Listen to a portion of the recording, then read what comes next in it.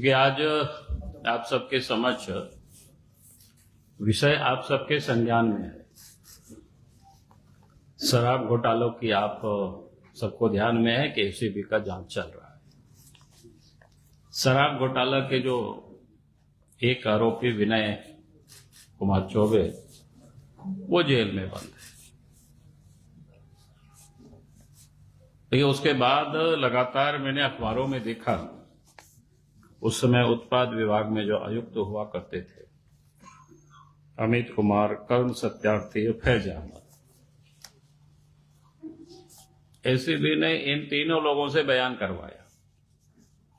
और जो अखबार में छापा है जिस प्रकार से, जैसे अमित कुमार कह रहा है विनय चौबे ने जो चाहा वही हुआ, उसी प्रकार से कर्ण सत्यार्थी का देख रहे हैं, केस दर्ज करने के लिए कहने पर विनय चौबे ने जताया था विरोध।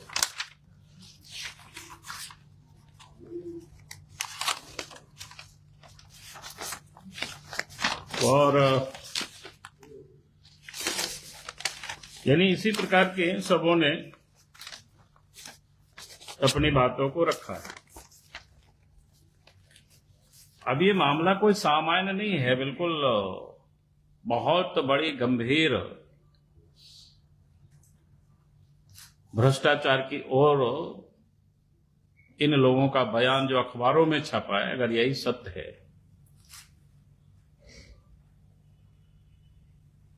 तो बड़ा घोटाला की ओर और बड़े लोगों को बचाने की ये पूरी तरह से लगता है सुनियोजित एक साजिश है।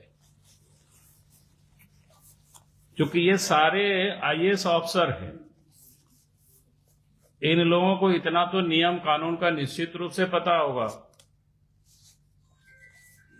कि अगर सचिव उसका विरोध कर रहे हैं, सचिव नहीं करने दे रहा है नियमानुकूल, तो इन अफसरों का पहला दायित्व बनता था या तो फाइल में वो लोग नोटिंग करते कि भाई ये नियम के तहत नहीं हो सकता है,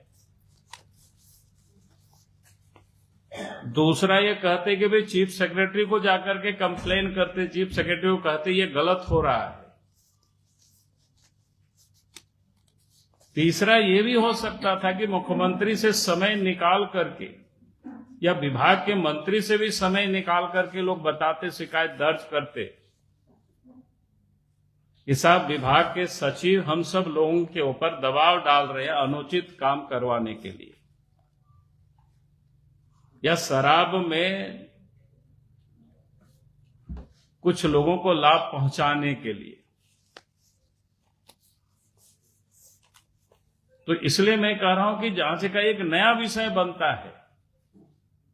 अगर उस समय विनय कुमार चौबे ने इन अफसरों के ऊपर दबाव डाल रहा था तो इन सारे अफसरों ने क्या किया उस समय, उसके विरोध में फाइल में नोटिंग क्या,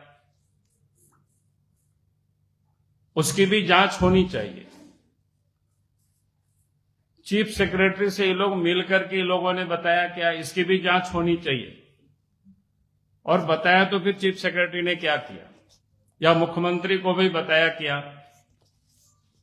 तो इस प्रकार से पूरी जो समझ में आ रही है, जिस प्रकार से एक ही टाइप सबों का बयान आ रहा है, इससे तो बिल्कुल लगता है तोता की तरह इन लोगों को भी रटाया गया है कि आपको अदालत में यही बयान देना है, क्योंकि उसमें बड़े भ्रष्टाचारी को बचाना है। क्योंकि आप सबके संज्ञान में है कि उस समय भी 2022 के 18/4/2022, 19/4/2022 को इस शराब घोटाला से संबंधित 2 चिट्ठी हमने राज्य के मुख्यमंत्री को लिखा था यहां किस प्रकार से घोटाला हो रहा है। लेकिन मुख्यमंत्री ने क्या कार्रवाई की, आज मैं ये कह रहा हूं इस घोटाला में विनय चौबे के साथ साथ राज्य के मुख्यमंत्री उसमें शामिल है और मुख्यमंत्री को बचाने के लिए ये सारे कवायद हो रही है।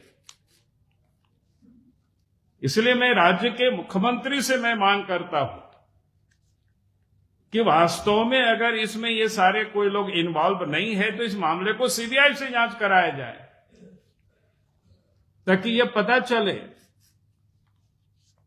ये एसीबी वाले जो नौटंकी कर रहे हैं बार बार, जो कि एसीबी के भी जो डीजी है उनके ऊपर भी करप्शन का कई चार्जेज है। इन लोगों से निष्पक्षता की कैसे उम्मीद की जा सकती है? तो इसीलिए आज मैंने ये जो लगातार मैंने अखबारों में जो समाचार देखा, तो मुझे लगा कि ये तो बिल्कुल ऐसा लग रहा है इसमें से बड़े घोटालाबाज है, उसको बचाने के लिए सारे कवायद चल रहा है, सारे खेल हो रहा है। और इसीलिए हम कहेंगे कि एसीबी अगर जांच कर रहा है तो ये बतानी चाहिए ये जो आखिर उन लोगों ने उस समय क्या किया। विनय चौबे ने दबाव डाला, तो ये सारे आईएएस ऑफिसर है, इन लोगों ने क्या किया भाई? और आज वो सारे इतना डरपोक अफसरों को महत्वपूर्ण जिला में डीसी बना करके रखे हुए हैं। एक शायद रामगढ़ में है, एक शायद टाटा में है। जब ये किसी भ्रष्ट लोगों की दबाव को ये लोग सही काम नहीं कर सकता है, तो इन लोगों से सही उम्मीद कैसे की जा सकती है काम की?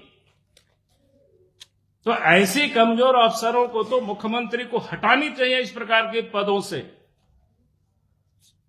ये दोनों तरफ कहीं ये बैठता नहीं है तालमेल। एक तरफ अगर उनको महत्वपूर्ण डीसी बना के रखे हैं और दूसरी तरफ ये लोग सचिव के दबाव में गलत करते हैं,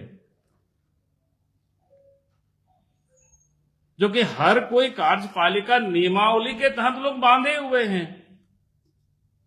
अगर उस नियम के विपरीत कोई भी पदाधिकारी या फिर मंत्री भी दबाव डाल रहे हैं, तो सचिव का काम होता है या तो मुख्यमंत्री को बता देना हाथ जोड़ करके भाई ये गलत हो रहा है, या फिर फाइल में उनको नोटिंग कर देना चाहिए कि साहब ये इन कारणों से ये नहीं हो सकता है। तो इसलिए ये सारे आयुक्तों ने क्या किया है उस समय, यानी अभी तक की एसीबी की कार्रवाई से यही लग रहा है